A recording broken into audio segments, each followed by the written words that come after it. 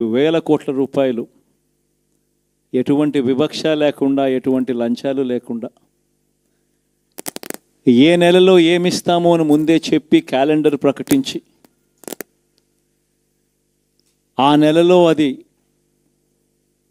తప్పకుండా ప్రతి సంవత్సరం తూచా తప్పకుండా ప్రతి సంవత్సరం అది జరిగేట్టుగా చేస్తూ ఏకంగా 2,70,000 కోట్ల రూపాయల వివిధ పథకాల ద్వారా మాట తప్పకుండా జరగడం కూడా గతంలో ఎప్పుడూ కూడా చూడలేదు, జరగలేదు. ఇవన్నీ కూడా నేను ఏదైతే చెప్తా ఉన్నానో ఇవన్నీ ఎప్పుడూ చూడని మార్పులు, గతంలో ఎప్పుడూ జరగని సంస్కరణలు. విద్యారంగంలో అయితేనేమి, వైద్య రంగంలో అయితేనేమి, వ్యవసాయ రంగంలో అయితేనేమి, సామాజిక న్యాయం అంశంలో అయితేనేమి, మహిళా సాధికారత అంశంలో అయితేనేమి, గవర్నెన్స్ విషయంలో అయితేనేమి ఎప్పుడూ జరగని చూడని సంస్కరణలను కూడా తీసుకొచ్చు. ఇవన్నీ నేను ఏదైతే చెప్తా ఉన్నానో ఇవన్నీ మనం చేసి చూపించి ప్రజల మన్ననలు పొందిన తర్వాతే ఎన్నికలకు వెళ్ళాం. ఎన్నికల్లో ఏమైందో తెలీదు. 5 సంవత్సరాలు కళ్ళు మూసుకుంటే చాలా అయిపోయింది. 5 సంవత్సరాలు.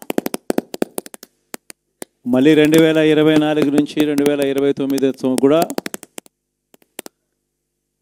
అదే మాదిరిగానే కళ్ళు మూసుకుంటే 2029 కూడా కళ్ళు మూసుకుంటే వచ్చేస్తుంది. ఇవి మనం గుర్తుపెట్టుకోవాల్సిన అంశం ఏమిటి అని అంటే, సినిమాలో ఓన్లీ ఫస్ట్ హాఫ్ మాత్రమే అయ్యింది. గతంలో కూడా ఇదే మాదిరిగా పరిస్థితులు ఉన్నప్పుడు కూడా మనం ఏ మాదిరిగా పైకి లేచాము అన్నది కూడా మీ అందరికీ తెలిసిన విషయాలే. నేను ఒక్కటే మీ అందరికీ చెప్తా ఉన్నా, ప్రజల్లో ఈరోజు మనం చేసిన మంచి ఉంది. ఇంటింటికి మనం చేసిన మంచి ఇంకా బ్రతికే ఉంది. ప్రజల్లో ఈరోజు మనం చేసిన పాలన మీద విశ్వసనీయత అనే పదానికి అర్థం ఈ రోజుకి కూడా ప్రజల్లో ఉంది. గడప గడపకు మనం చేసిన మంచి ఇంకా ప్రజల్లో బతికే ఉంది. మరి ఇవన్నీ ఉన్నప్పుడు మళ్ళీ మనం లేయడం కూడా తథ్యం. కాకపోతే కొంచెం టైం పడుతుంది. ఆ టైం ఇవ్వాలి. ఆ టైం ఇచ్చినప్పుడు, అది జరిగినప్పుడు, పాపాలు పండినప్పుడు ఖచ్చితంగా మళ్ళీ మనం పైకి లేస్తాం. ఈ విషయం ప్రతి ఒక్కరం కూడా గుర్తుపెట్టుకోవాలి. ఎందుకు ఈ మాట కూడా చెప్తా ఉన్నానంటే, రాజకీయాలలో అన్నిటికన్నా ముఖ్యమైన అంశం క్యారెక్టర్,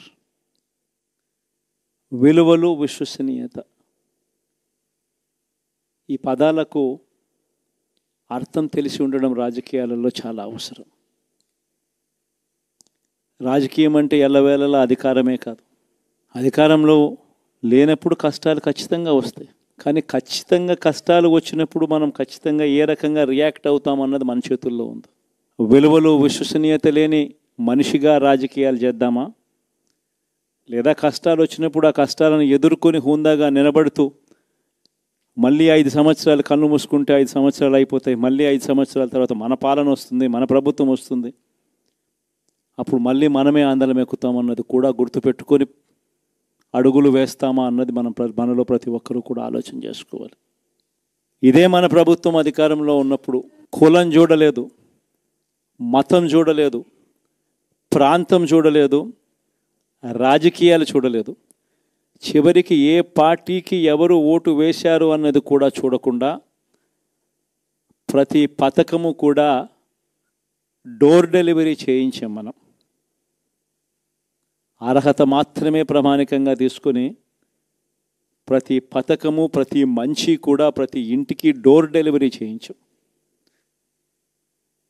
అలా ప్రతి మంచి, ప్రతి పథకము డోర్ డెలివరీ చేసిన ప్రభుత్వం మనదైతే, పాలన మందైతే, ఈరోజు కేవలం వాళ్ళ పార్టీకి ఓటు వేయలేదు అని మాత్రమే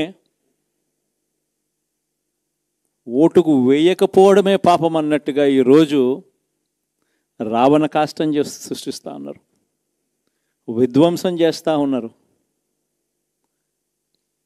ఆస్తులు నష్టం చేస్తున్నారు, కొడతా ఉన్నారు, అవమానిస్తూ ఉన్నారు. ఇవన్నీ శిశుపాలుని పాపాల్లో భాగాలుగా ఇవన్నీ అప్పుడే పాపాలు మొదలయ్యాయి. ఒకవైపున మనమేమో మనకు ఓటు వేయకపోయినా కానీ ఏ రోజు కూడా డిస్క్రిమినేషన్ చూడలేదు. అటువంటి వాళ్లకు కూడా మనం డోర్ డెలివరీ చేసిన ప్రభుత్వం పాలన మందైతే ఈరోజు కేవలం ఓటు వేయలేదన్న ఒకే ఒక కారణంతో ఏకంగా కొడతా ఉన్న పాలన వీళ్ళది. ఈ పాపం ఊరికే పోదు. రెండవ పాపం చంద్రబాబుది కూడా అప్పుడే పండింది. బహుశా కేంద్రం ఈ రకమైన కేంద్రంలో ఈ రకమైన పరిస్థితులు బహుశా ఎప్పుడు ఉండిండవేమో. ఈ రకంగా కేంద్రంలో 240 ఎంపీలు మాత్రమే వచ్చిన పరిస్థితులు, రాష్ట్రంలో ఏకంగా వీళ్ళకు కూడా ఈ మాదిరిగా మంచి నెంబర్లు వచ్చిన పరిస్థితులు, ఎన్డీఏలో మళ్ళీ చక్రం తిప్పుతా ఉన్న పరిస్థితులు. ఇలాంటి పరిస్థితుల్లో కూడా ప్రత్యేక హోదాను అడక్కపోవడం చంద్రబాబు చేసిన మరో పాపానికి కూడా మరో నాంది.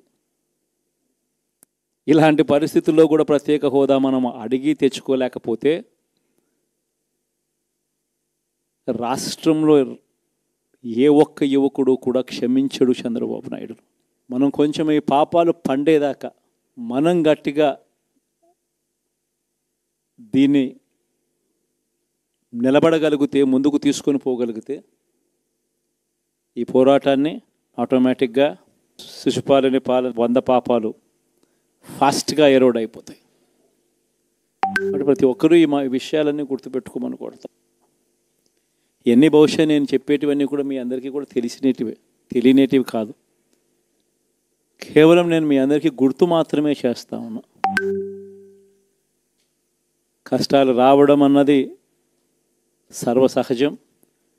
కష్టాలు ఇలా మనం ఎదుర్కొని నిలబడడం అన్నది మన చేతుల్లో ఉన్న అంశం అన్నది మాత్రం ఖచ్చితంగా ప్రతి ఒక్కరూ గుర్తుపెట్టుకోమని మీ అందరితో కూడా కోరుతా ఉన్నాను. శాసనసభలో, చట్టసభలో మీ సభే అన్నిటికన్నా ముఖ్యమైన సభ అవుతుంది. ఓటు వేయలేదు అన్న ఒకే ఒక కారణంతో మనుషుల్నే కొడతా ఉన్న పరిస్థితుల్లో, మనుషుల్ని అవమానిస్తూ ఉన్న పరిస్థితుల్లో, మనుషుల్నే బలవంతంగా ఆస్తి నష్టం చేస్తూ ఉన్న పరిస్థితుల్లో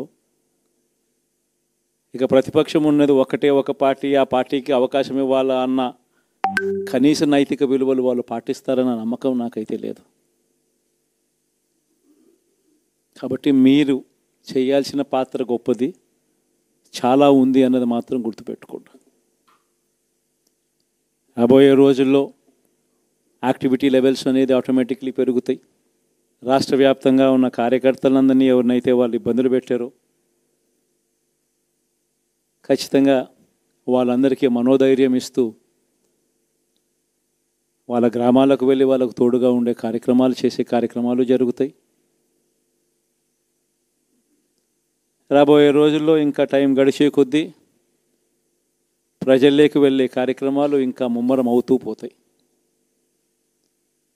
చివరికి ప్రజల్లోనే ఉంటాం. ప్రజలతో కలిసి పోరాడే కార్యక్రమం వేగంగా టైం గడిచే కొద్దీ మనము వేగంగా అడుగులు ముందుకు వేస్తాం. ఒకటి మీ అందరికీ చెప్తా ఉన్నా,